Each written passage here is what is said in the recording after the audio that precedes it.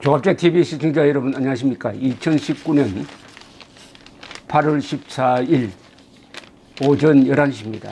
내일은 건국 71주년이 되는 날입니다. 내일 건국 71주년을 맞아서 황교안 자유한국당 대표가 오늘 오후 2시 국회 3층 로튼다홀에서 대국민 담화를 발표한다고 합니다. 그 내용이 궁금합니다. 로튼다홀을 장소로 잡은 이유는 거기에 이승만 초대 대통령 그리고 신익희 초대 국회의장의 동상이 있습니다. 동시에 재헌 의회 국회의원들의 부조가 있고 거기 설명 보면은 분명히 대한민국은 1948년 5월 총선으로 구성된 국회가 헌법을 만들고 헌법에 의해서 1948년 8월 15일 정부 수립이 선포됨으로써 건국 과정이 완성이 되었다는 것이 명문으로 새겨져 있습니다. 바로 그 장소에서 황교안 대표가 국민들에게 무슨 메시지를 보낼지 모르겠지만은 아마도 이승만 대통령을 건국의 아버지로 모시는 한국의 정통성을 확인하는 연설이 될 것으로 기대합니다. 내일 정부는 단순히 해방 74주년을 기념하는 광복절 74주년 행사만 할 것입니다. 정부 수립 및 정부 수립 71주년이란 말은 아마 그냥 부수적으로 따라갈 것입니다. 그런데 정부 수립이라고 하면 안 됩니다. 대한민국 수립이라고 해야 합니다. 국가입니다. 국가 밑에 정부가 있으니까 정부 수립은 너무나 작은 개념입니다. 북한 노동당 정권은 조선민주주의 인민공화국 수립 70주년을 작년에 치렀는데 대한민국 수립 70주년 행사를 문재인 대통령이 고의로 하지 않았습니다. 그러면서 올해를 건국 100주년으로 기리겠다. 즉 상해 임시정부를 건국의 시발점으로 본다는 그런 입장을 피력했다가 아무 설명도 없이 올해 들어와서 건국 100주년 행사도 하지 않았습니다. 내일 건국 100주년 행사로 한다는 선포가 없습니다. 준비가 없어서요. 안 하겠죠. 이런 문제에 대한 본질적인 설명이 황교안 그리고 자유한국당 입에서 나오지 않았습니다.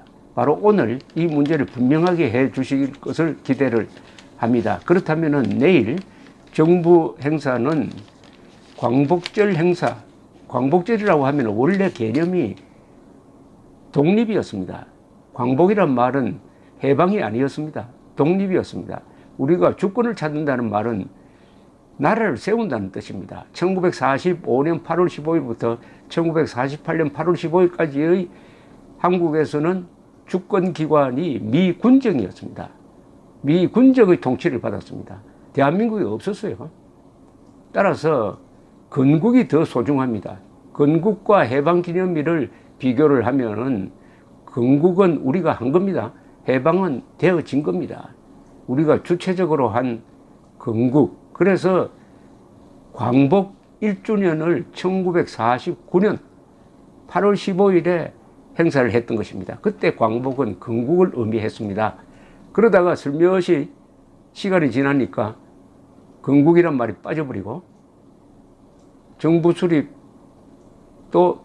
쇠퇴해버리고 오로지 해방기념일로만 기리고 있습니다. 그러나 건국 50주년 행사를 1998년 김대중 정부가 했습니다. 건국 60주년 행사를 이명박 정부가 2008년에 했습니다. 2008년에 건국을 부정하는 야당 세력이 경복궁에서 열렸던 건국 60주년 행사에 참석하지 않고 따로 건국에 반대했던 김구 기념관에 가서 또 다른 행사를 함으로써 대한민국이 분열되었습니다.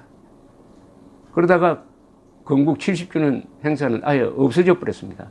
점점 대한민국의 정통성이 좌파 득세와 호흡을 맞춰가면서 약화되고 있는 이 시점에 제동을 걸어야 할 자유한국당과 황교안 대표가 이 문제를 너무나 소홀히 했는데 오늘 중대한 발표가 있을 것으로 기대를 합니다. 그러면 내일 최소한 오늘 이 발언은 해야 됩니다. 내일을 늦지 않았으니까 내일 건국 71주년으로 기려라.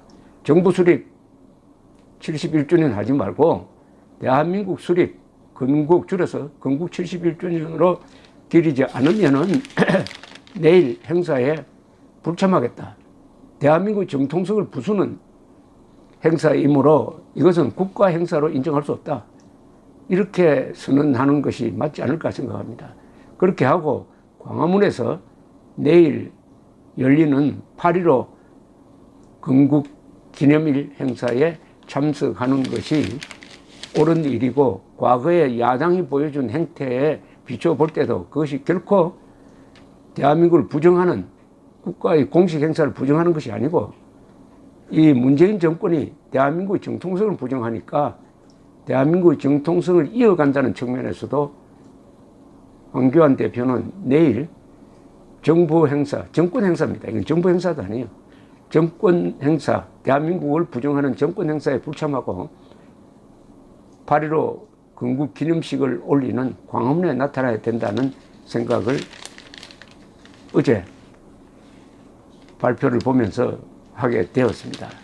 거기 로튼다 홀이라고 불리는 거기가 바로 대한민국의 산실입니다. 대한민국의 산실이라는 의미는 대한민국은 선거를 통해서 수립되었다는 뜻입니다. 선거를 통해서 그것도 아주 유엔 감시하에 이루어진 공정한 선거였습니다.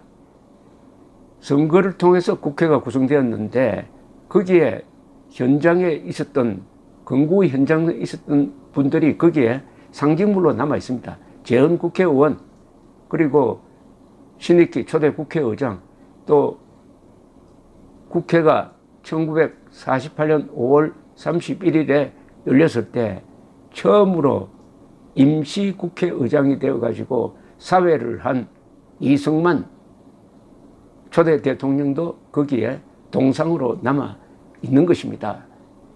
선거를 통해서 수립되었으므로 대한민국이 정통성을 인정받은 것입니다. 북한은 지금까지도 공정한 선거를 한 적이 없기 때문에 국제사회에서 침략자로 6.25 남침 범죄로서 침략자로 규정되어 있는 상황이고 요사이는 해킹 그리고 불법 무기 판매, 마약 판매 등으로 완전히 범죄 집단이 되고 있습니다. 1948년 12월 12일 파리에서 유엔 총회가 열렸습니다. 그 유엔 총회가 결의를 했습니다. 한국은 공정한 선거를 통해서 수립된 정부이므로 한반도 전체에서 유일한 합법 정부다라는 공인을 받았습니다. 이 내용은 1965년의 한일 기본조약에 들어가 있습니다. 한일 기본조약을 만들 때 우리가 가장 고심했던 것은 일본이 북한과 남한에 대한 등거리 외교를 하는 것이 아니라 한반도를 대표하는 정통국가로서 한국을 인정해야 한다는 주장을 끈질기게 물어붙여가지고 드디어 한일 기본조약에는 어떻게 적혀 있느냐. 1948년 유엔 결의에 따라서 대한민국을 한반도 전체의 유일한 합법정부로 본다는 내용이 거기에 명시되어 있는 것입니다. 1965년 한일기본조약 그리고 청구권 협정을 이 정권이 지금 흔들려고 하고 있는데 그걸 흔들어 버리면은 대한민국의 유일 합법성도 흔들리게 된다는 것을 알면서도 그렇게 하고 있다고 판단이 됩니다. 더구나 이 문재인 정권의 용서할 수 없는 범죄는 지금 교과서에다가 1948년 8월 15일 대한민국 건국을 정부 수립으로 격화시키고 북한은 조선민주주의 인민공화국 수립이라고 함으로써 북한을 더 정통성 있는 존재로 부각시키는가 하면은 바로 유엔 결의 대한민국만이 한반도 유일한 합법 정부였다는 그것은 가르치지 않고 빼버렸습니다. 바로 이런 반역적 역사관에 기초해가지고 문재인 대통령이 작년에 9월 19일에 5.1 경기장에서 자신을 대한민국 대통령으로 소개하지 않고 남쪽 대통령이라고 하고 같은 문장에서 김정은을 국무위원장이라고 호칭했던 것입니다.